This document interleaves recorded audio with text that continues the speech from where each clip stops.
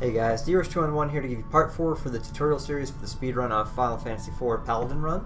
So today we're going to be showing you Mist Village, up to Kaipo, and then all the way up to the fight with Octomam. We're actually not going to do Octomam in this particular video.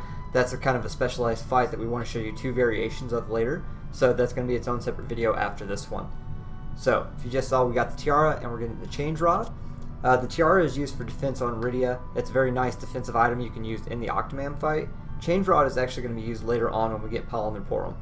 So that's only going to be used for two particular fights, but it's useful to have because it increases your magic stat. So after we've gotten those items, and you remember we've gotten the item duplication, we've sold, we've got our dancing daggers, now we're going to go to the start of the village to trigger the cutscene. So this is just going to be a little bit of tech smashing. We do have a fight, but there's nothing we can do in it. So generally you just kind of like throw a couple parries, you sit there and do nothing. It's kind of up to your call for whatever you want to do there.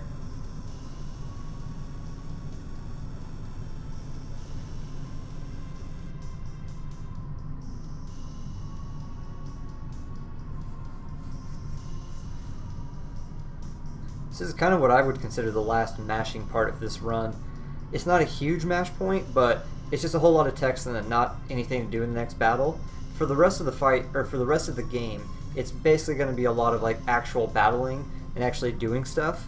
So this should be about the end of the mashing.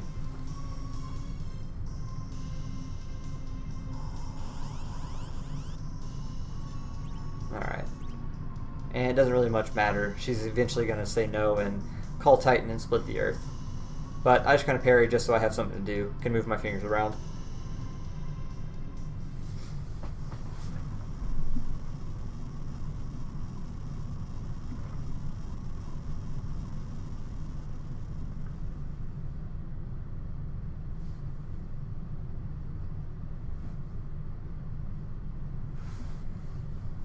Alright, and now that you wake up with just Rydia, you're going to take her to Kaipo.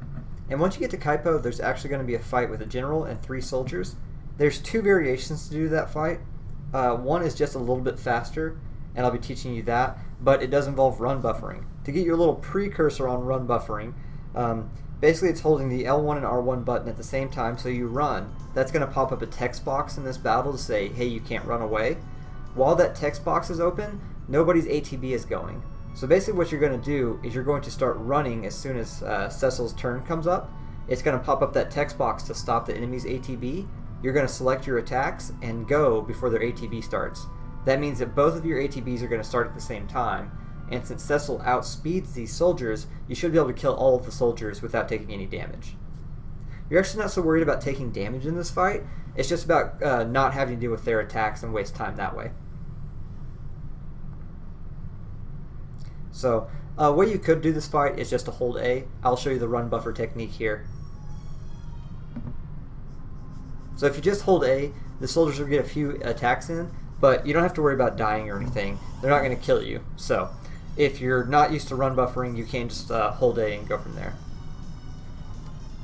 And actually, let me just go ahead and show you that. So, as you can see, he got 1 attack off. We had to wait for the attack. Then we killed him, and then we wait for the general's turn, and then he runs away. So that's what happens if you just hold A. That's a very valid strat. You're only going to lose a couple seconds, but it's pretty easy going if you're still learning the run.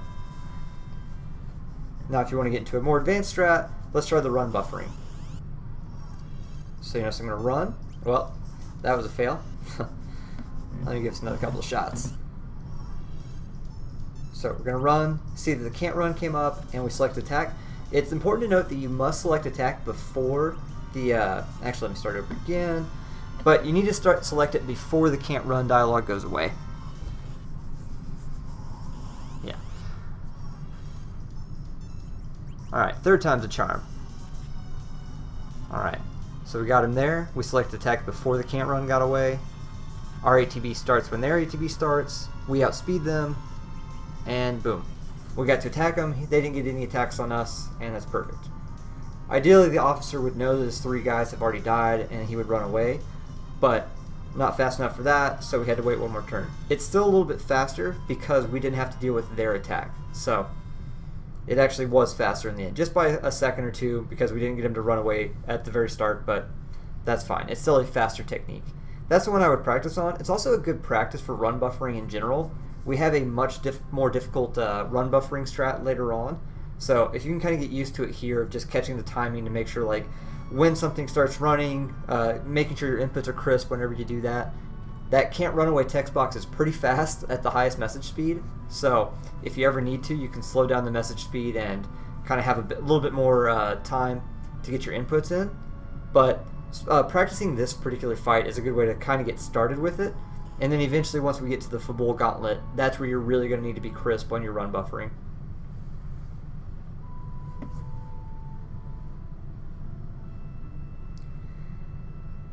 Alright, we went and talked to Rosa, so now we know we need to go get the Sand Ruby. So in order to do that, we need to head up to this cave up to the top right from this village, and then we need to go get the Sand Ruby. Okay. Also notice you take a step right here that actually dumps you out at the right side of the village. That saves you 2 steps by taking that one, so I suggest always taking it. If you don't get it, it'll dump you in front of Kaipo, which means you have to move right and up to get to that same spot. So take that extra step, it's worth it. Also, moving on the world map is slower than inside a city, so it's a good frame saver.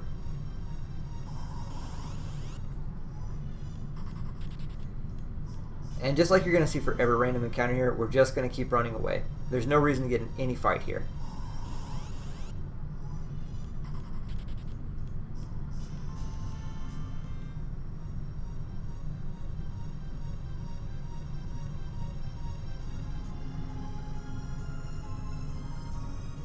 Alright, so we just picked up Tella. He's actually pretty useful in the upcoming fight. In one of 2 ways. One, he can be a damage dealer for you, but in the second and the most important way is that he's a tank. 348 HP, good usage is just have him tank hits.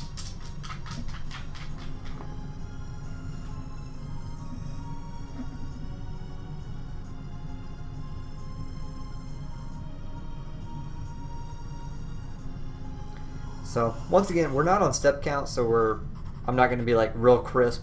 I'll try to do as good a step count as I possibly can, but if I mess up at all here, well, if I mess up at all here, we're just going to keep continuing.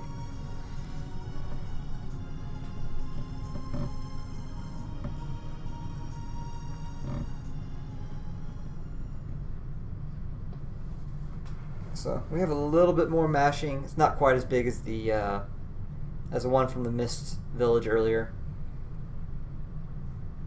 At least I don't think it is. I guess I've never timed them at all.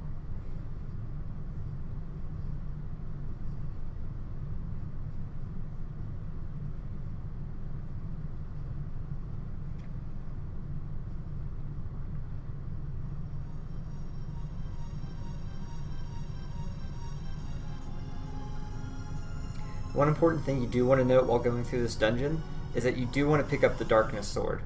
That's a really good weapon for Cecil to have, and it's pretty useful in the Octoman fight. It helps you do a lot more damage, so you need to make sure you pick that up later. It's close to the end of the first section of this cave. There's actually 2 parts to it, so it's at the end of the first section. So it's coming up. Well, once again, not the most crisp, but as long as you have an idea of where to go on the map, that'll be useful. Probably for the first few times you run the game, you're going to go all over the place, unless you're a pretty big Final Fantasy IV fanatic and just remember it offhand anyway.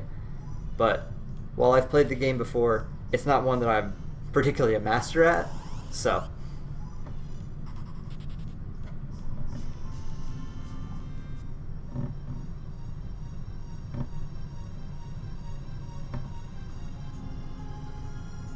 Alright, so it's that chest box just on that bridge just to the right. So we're going to go ahead and make sure we pick that up before going out of the cavern.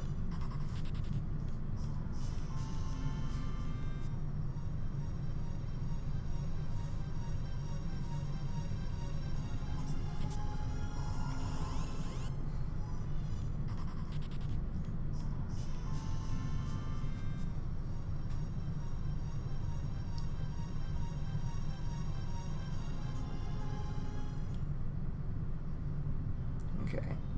And we don't have any reason to rest up or do anything. And in fact, before Octomam, The only time you would need to stop and do anything is if you're low on health, or like us, because we actually forgot to do the Rydia equip. We're actually going to do a Rydia equip right before we do the boss fight. So this is where we equip her with Tiara for defensive measures, and we actually move her down closer to Cecil. That'll also move her to the back row. Since she's throwing the dancing dagger, it actually doesn't reduce the amount of damage she gives from being in the back row. So all we're doing is limiting the damage she'll take while not touching the damage she gives, so it's a perfect setup for her. Also, adding the Tiara really helps. That extra defense is huge.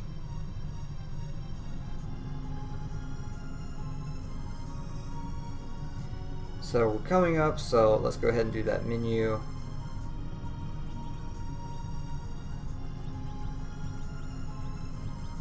Alright, got the Tiara. Well, let's do form, move her down, and now we're good to roll.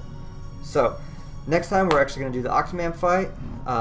This is pretty much where we're going to stop because we need to do that in 2 particular ways to show you going forward. So, thanks for watching, and we'll see you next time.